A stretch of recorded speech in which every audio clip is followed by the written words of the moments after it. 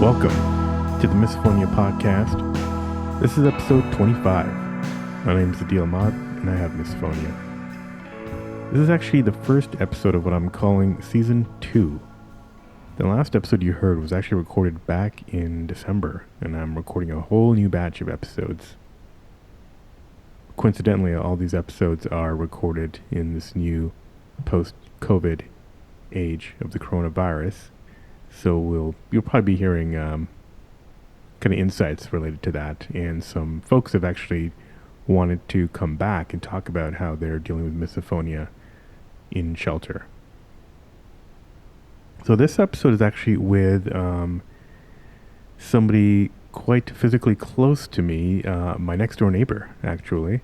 I know I've interviewed folks from all over the place, the UK, Panama, but this is actually my next door neighbor. I've only lived in Minnesota for a few years, and just coincidentally, my next door neighbor happens to have misophonia as well. So I'm happy to bring that conversation today. He's a pastor here in St. Paul, and actually developed, as you'll hear, his misophonia later in life, not growing up. But interestingly enough, all his siblings also have misophonia. So we get to hear about all that. Again, if you want to email me, hello at misophoniapodcast.com. May is going to be filled with recordings of new episodes, and I'm really looking forward to that. I think all the slots are pretty much booked, but you can go to the website and see if there are slots available. Please let me know what you think and how you're doing under shelter in place, wherever you are. On social media, you can find us on Instagram or Facebook at Misophonia Podcast, and on Twitter at Misophonia Show.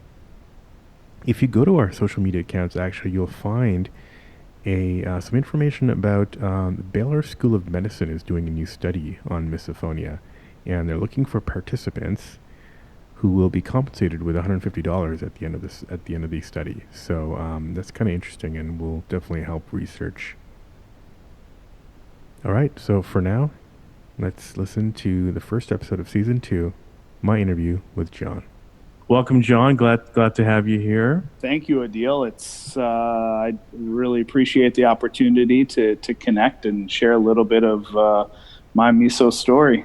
Tell me, so I guess the audience knows that we are quite closely connected, especially geographically.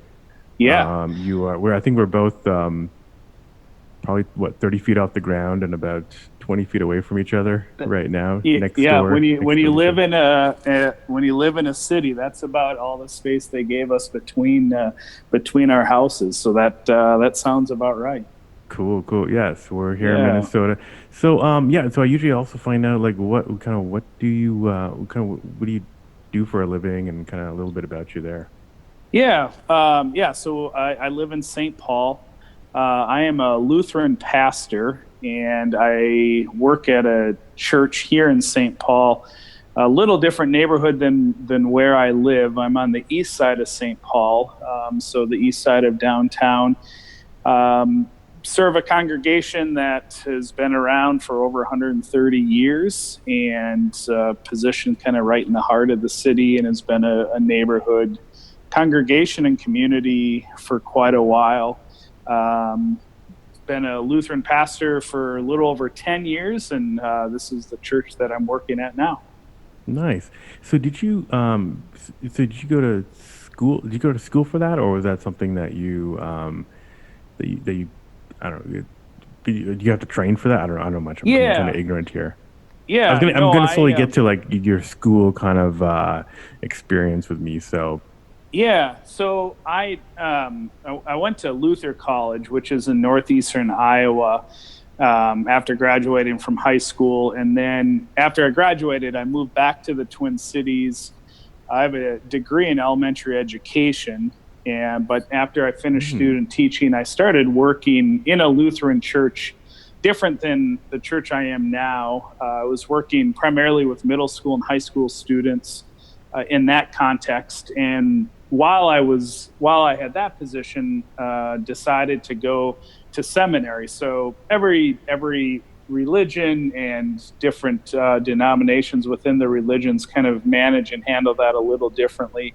For those of us that are Lutheran, we go to grad school. One of the years of grad school is spent on internship, where you have a chance to go into a congregation and kind of practice some of the things that we've been learning in the classroom, and then go back for your final year. And then at that point, you're ready to find a congregation to get connected with. So yeah, it was 4 years of grad school, and like my buddy reminds me that he often asks, so you went to grad school for 4 years so you can work every weekend of your life? And then, well, yeah, I guess so.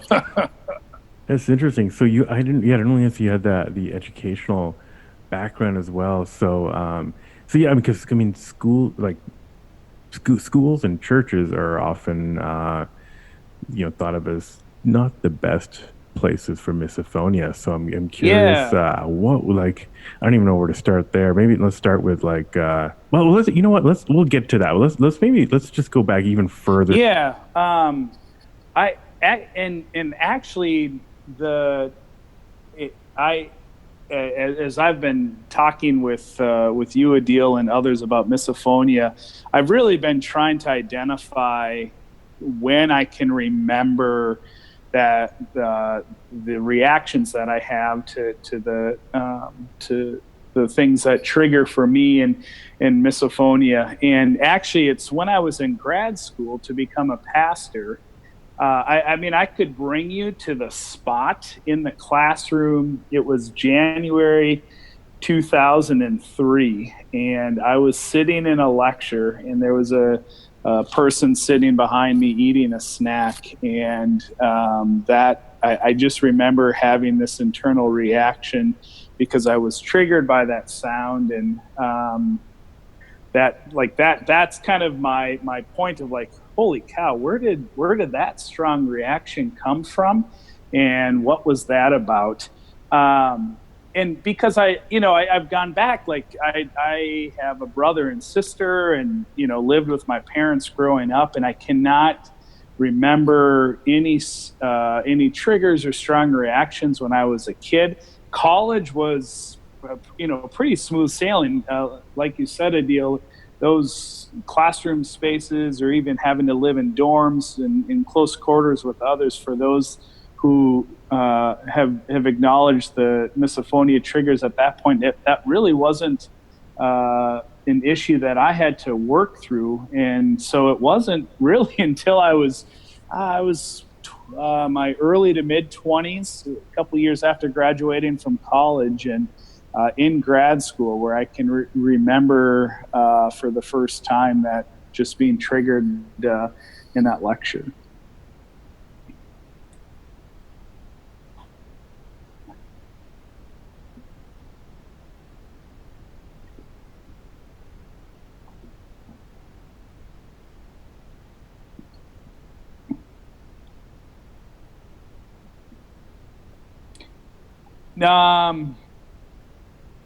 Yeah, I mean, I want to say, so I took it was in January, so I was taking a J-term class. We had one class for just for the month of January, and I want to say it was like a Tuesday. Yeah. And yeah, the student behind me, who eventually became a friend of mine, as a lot of us know, can be triggered by those that we call friends or family. Right. He was eating a bag of Cheetos, and in the quiet space and setting that triggered my reaction, and then I think there are then other indications and times after that I realized, all right, something's going on. Did you know him before that moment? So when I was taking that class in January, I was still working full time and was just a part-time student. Eventually, I would quit my job and become a full-time student. And so Brian was his name, and I mean, I knew of Brian, but hadn't gotten to know him or, became friends until it would have been that next fall when I was on campus a lot more and had an opportunity to build relationships with some of the students that I was attending classes with. Got it. So you didn't like know him for a while or had any bad experiences with him beforehand. Yeah, no. Kind of random. Interesting. Yeah. Now, do you remember anything like particularly stressful? Like, obviously, stress is one of the constants that kind of like really brings this out. I'm just curious. Around that time, you were, out of college and grad school. If there were any new stressors that may have kind of not opened any wounds. Yeah, and I mean, what would have been interesting is I had to take a foreign language. We were required to take Greek as one of the two foreign languages while we were there, and that was 5 days a week, 8 in the morning, and that was for the fall semester. This class that I took for J term, it was really kind of chill. I think it was a 3-hour lecture. So the professor would lecture for 50 minutes. We'd take a 10-minute break and do that a couple more times. So it was like a pretty chill, relaxing time. And, even like leading up to that, I was dating Jenny at the time, who's now my wife, and that relationship had really just kind of blossomed over Christmas that year. Work was going pretty well. So everything was going great, and then all of a sudden, all of a sudden, misophonia creeps in, and no kidding. And I certainly am willing to, I know my memory well enough that maybe there are moments before that, but that's the, when I think about misophonia, when I really started to pay attention and acknowledge it as something that would cause in me emotional reactions. It was in that classroom in January of 2003. So then, started with that, the guy behind with the bag of Cheetos. How quickly did it start to kind of snowball? Like, was it just kind of those kind of eating sounds that were bugging you once in a while, or did it start to accelerate and add more people and more sounds? Yeah, it's so my misophonia for me is very isolated to just that sound. When somebody near me is eating something that is crunchy. Mm-hmm. Listening to other conversations you've had, and even in conversations with you, I've come to learn and recognize misophonia is a pretty broad category, and people have, many triggers that cause day-to-day interactions really difficult.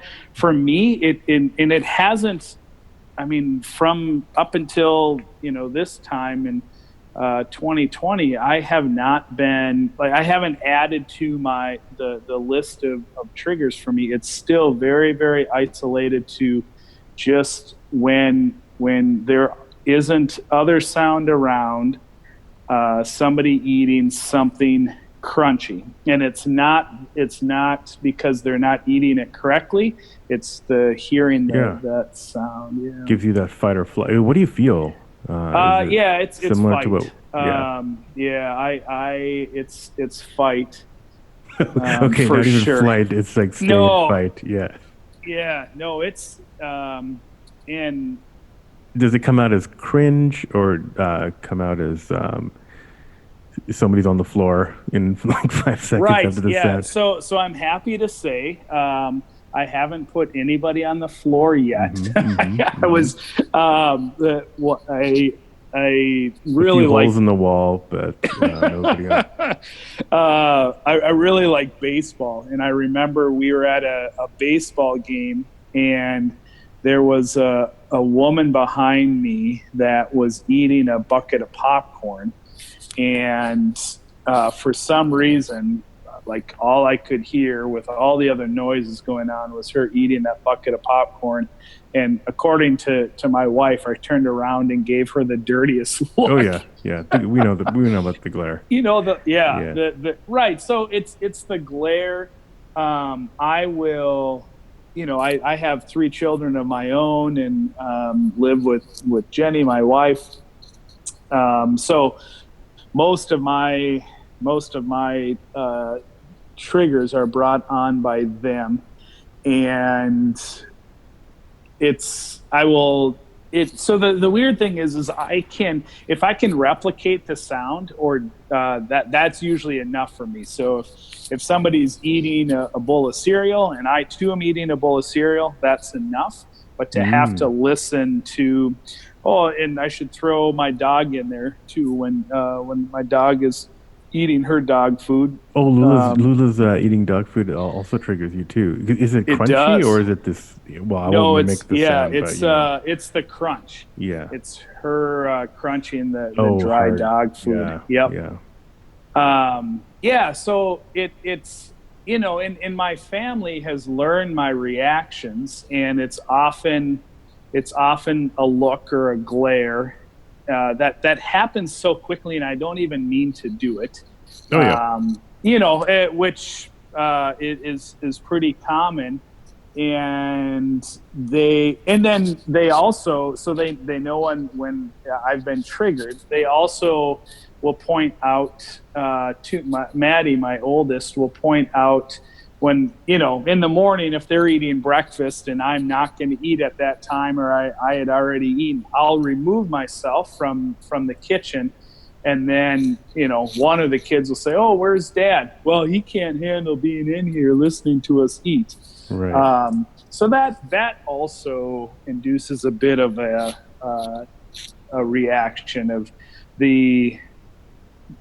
like having somebody name it out loud, that they know they're doing something to trigger me. And I feel like hey, I'm taking the right steps and removing myself from the situation. And they, by no means is it done intentionally, but that's been their reaction to it. Okay, so so it's limited to that sound. And because when you said you love baseball, I had a different visual. I'm glad it's not what I had in mind. But that's interesting. So and so one other thing that I know you've told me is that so it seems like you didn't have any history growing up, but is it true that your siblings are also exhibiting misophonia as well? I'm curious if that's true, and like how they develop theirs. So I'm the oldest of 3. I've got a brother that's about 2 years younger than me, and then a sister a few years younger than my brother. And all 3 of us, with again, isolated with the same trigger, experience the the fight reaction to that trigger sound. And interestingly enough, we haven't, we all 3 of us have acknowledged that we have misophonia, and because I can remember, this was probably 5-6 years ago, reading an article for the first time where misophonia was just named out loud. Yep. And that aha moment, like, holy cow, I'm not totally crazy. This is actually a real thing. And I sent it to my brother and sister. And so, it's kind of sat at that level where we've talked about, what our triggers are. But I have not taken time to kind of hear their story and in the history or how far back they can recall. Because, in addition to my immediate family, the interesting thing is that my dad, my mom has since died, but my dad and my siblings are the other. I mean, I can be triggered obviously by a random guy eating a bag of Cheetos, but it induces a much stronger reaction from my family. Got it. Okay. including Yeah. your and so you gave that article to your siblings, so you hadn't talked about it. It was just kind of like it somehow acknowledged that you guys had it sometime in the last 20 years. Yeah, yep, that Okay. all three of us had, yeah, had this. And again, up until we had the name Misophonia and had somebody start to identify some of that, up until that point, it was just this commonality between the three of us around this idea that, yeah, we just get super angry when people are just doing normal things like eating food. Okay, so that's how Um, you talked about it amongst each other, like, "Hey, I yeah, get super yep, angry about this," and your siblings like, "Oh, me too," yeah, and yep. just over and over, and the pattern started to see the pattern. Then once you saw the name in an article, you passed it along. Passed it along. That's And correct. so so growing up, you didn't have it growing up. I'm just curious if all of you have it now. Do you remember any parents or family members having it while you guys maybe didn't have it, but just maybe noticing it in other family members or I cannot recall okay. Anybody anybody. knowing of anybody Yeah, having and having any my reaction to sounds. extended family is pretty close, like both sets of grandparents and aunts and uncles and Yeah. cousins, and I'm not aware of anybody else in our family system. And then even narrowing it down to my parents, I don't recall them displaying any Hmm. sorts of indication of misophonia. And we again had talked about it with my parents, and neither of them acknowledge of like, oh yeah, me too. It was pretty isolated to my brother and sister and me, which I that kind of fascinating to figure out what that's about, and what triggered that in each of us, and what's the result of that. That's really interesting. So you have brought it up with your parents, right? And Mm-hmm. okay. It's kind of Mm-hmm. interesting because I guess I mean in a lot of situations it's kind of um it's hard to bring it up with parents because it caused a lot of problems growing up. But I guess for you guys it was fortunately a little bit easier probably. Did do you know if they when you told them when you told your parents did they didn't say oh yeah we remember when you slapped us when Yeah. Right. No, it was news for them too. right. Yep, Yeah. it was news for them. And again, and understandably so. I don't blame anybody else, but their reaction has been how others have been of like, oh, you're kind of weird, just get Oh over it. yeah. Right.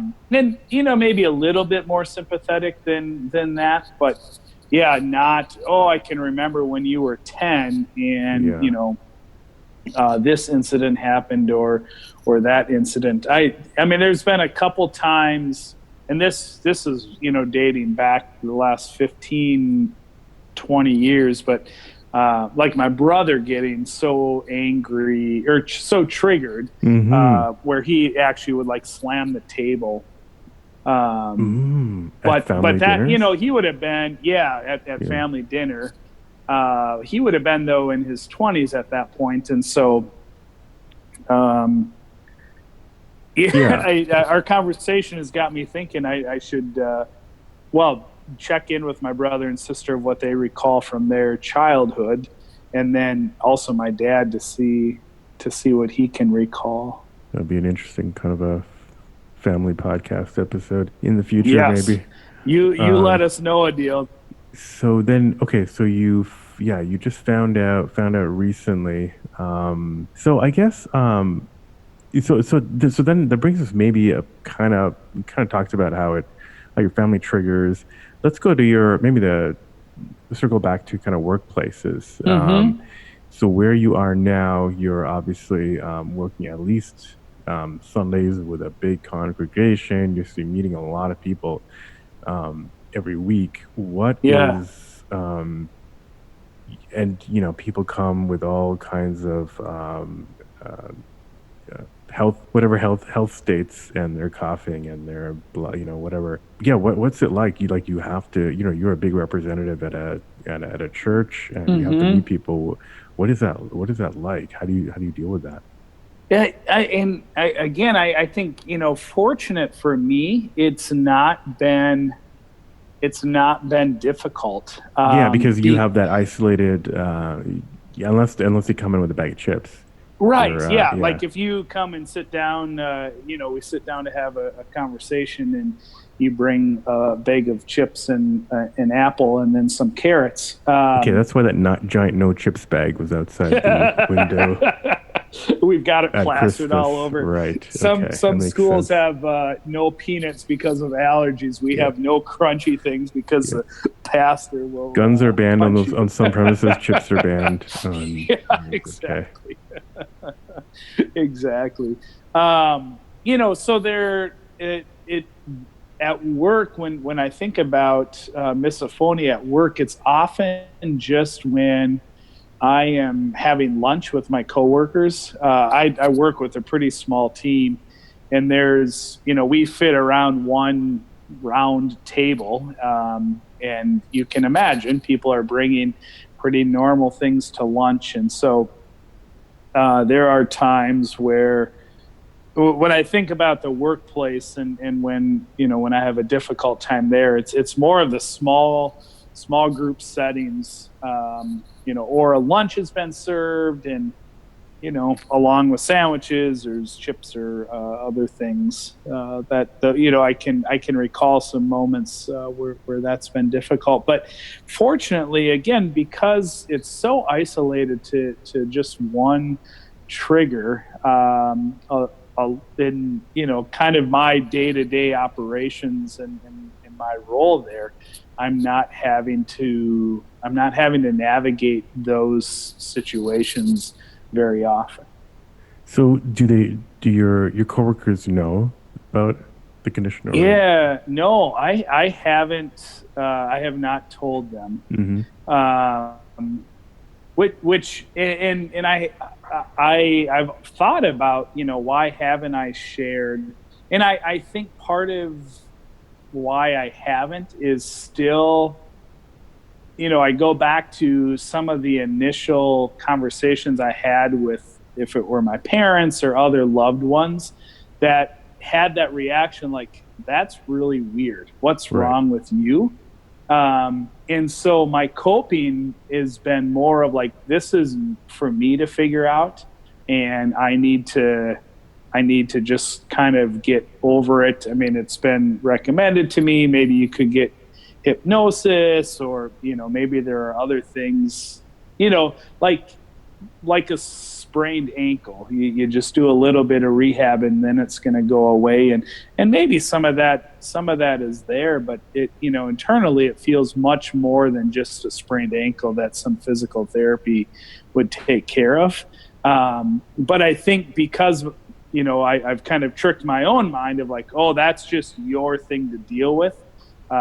So my little mantra is, they're not going to eat forever. They're not going to eat forever. They're not going to eat forever. And you just kind of, I suffer through that lunch interaction. And Yeah, that has come up a lot for certain situations. It's like if you can just repeat to yourself that there's a time box and something's going to end by a certain yeah, time, that kind of helps diffuse the fight or flight. yep. But if Yeah. it's like open ended, then it's that's why maybe that's why I could never stand lunches with coworkers, because sometimes it was Mm, just so open ended, and I didn't know what they were gonna pick to eat. Um, yeah. but yeah, if you can kind of time box it a little bit, it kind of helps. That's interesting.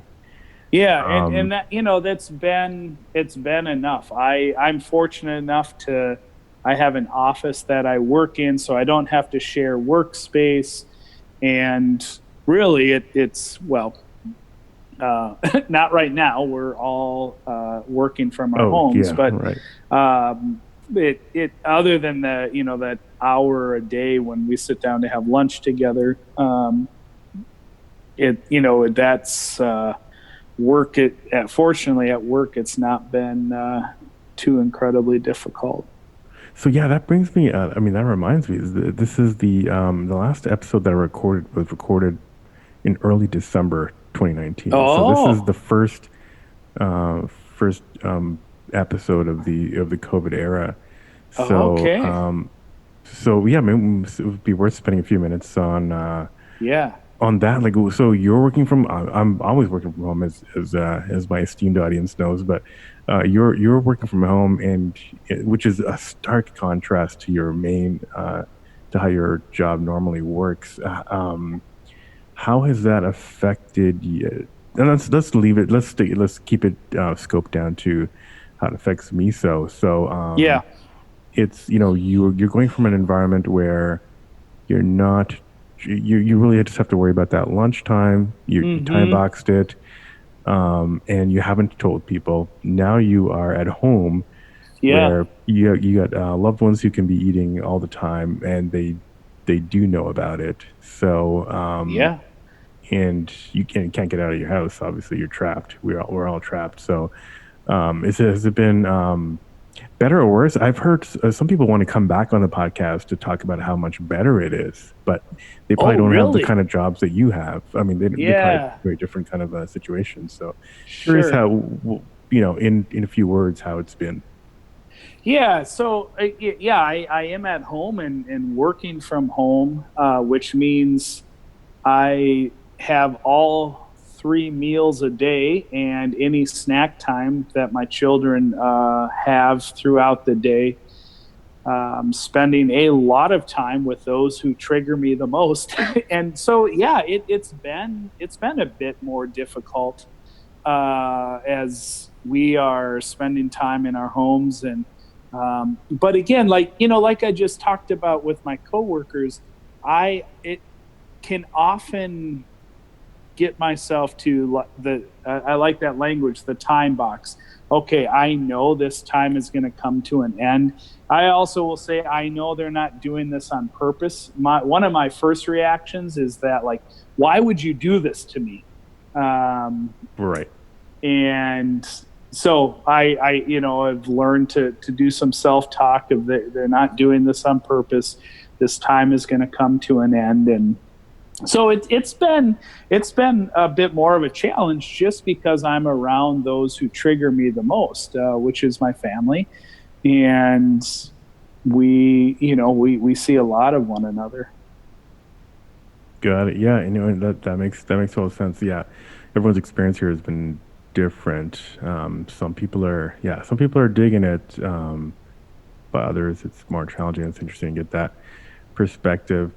Um, so going back to how you said you've kind of tricked yourself into thinking it's your problem to fix. Have you gone since you found out about what it is? Have you gone to doesn't sound like it, but have you gone to any audiologists, psychologists, psychiatrists about this? Have you thought about doing that, or has it just been kind of more of a since I've been able to manage it pretty well, just keep going down this path? Yeah, I think no. So I have not reached out and talked with any professional about this. I think primarily because pretty isolated triggers for me, and once that incident is done, I can move on. So it's not preventing me from doing the things Yep. that I need to do or I want to do. However, though, I mean, as I listen to the folks that you've had on the podcast to deal and just conversations with you, it's not at the top of my list of things that I need to address, but certainly I think it would be worth digging in a little deeper to see what things have professionals identified and things that they're recommending. Your situation does seem pretty stable. There's a lot of people who it starts to balloon pretty quickly Okay. in Okay. certain age periods in terms of like no, types of triggers. Yeah. And seems like it's been pretty stable for like 15 plus years. So Yep. Yep. so it might be yeah. There's no reason why that I can see why that would change, and that's my professional opinion. But Yeah. And I'm going to take it. Um, well, yeah, and I feel so fortunate because when I Yeah, because talk to there have my been some brother, crazy difference. I mean, yeah, you've listened to the podcast. There's been some really interesting, wide variety of experiences that I would not well, wish upon and anybody. right. And my first two conversations about misophonia were with my brother and sister, and like the two of them, their triggers are the same as mine, and it doesn't go outside of that. So in addition to trying to figure out what this is, I also created this. Oh, misophonia is a strong reaction to someone eating Cheetos. And I mean, my eyes and mind have been just really broadened in how difficult misophonia is to live with on a day-to-day basis. And I feel fortunate that mine is not beyond this one isolated trigger. Gotcha. So have you, so other than myself and your siblings, have you met other people who have miso, whether it's at work, church, people who go to church? Um, No, and certainly, with learning a little bit more about it, I find myself talking a little bit more about it and being willing to try to help people understand what misophonia is, and what it is for me, or how I understand it.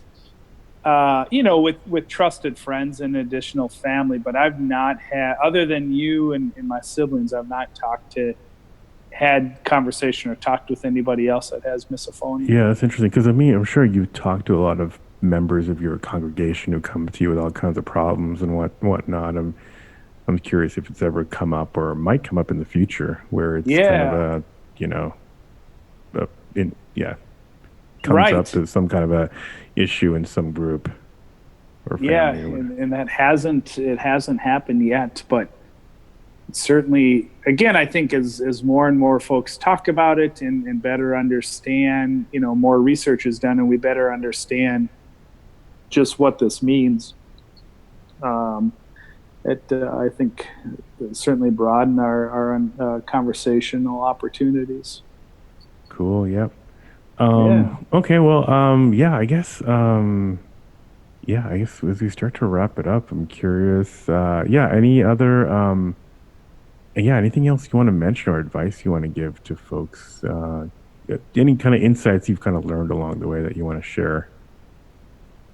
No, there isn't a whole lot, because I think, particularly with misophonia, it's such an individual experience. As I've listened to other conversations on the podcast and talking with you, Adil, it's pretty clear that there's no one recipe, there's no one equation to say here are the things that are going to happen.